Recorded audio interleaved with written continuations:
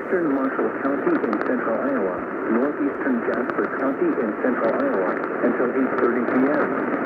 At 7:51 p.m., a severe thunderstorm was located 7 miles southeast of State Center, or 10 miles southwest of Marshalltown, moving southeast at 25 miles per hour. Expected hazards include ping-pong ball-sized hail. Severe weather has been confirmed by train spotters. At 7:51 p.m., train spotter reported ping-pong-sized hail in Marshalltown Fairgrounds. The following impacts are expected. People and animals outdoors will be injured. Expect damage to roofs, siding, windows, and vehicles. Locations impacted include Rock Creek Lake, Melbourne, Gilman, Laurel, Haverhill, Ferguson, and Rock Creek State Park.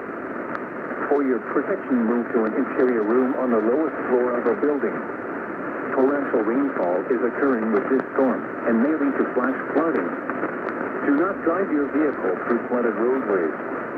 Repeating, a severe thunderstorm warning has been issued until 8:30 p.m. for the following counties in Iowa, Jasper, and Marshall.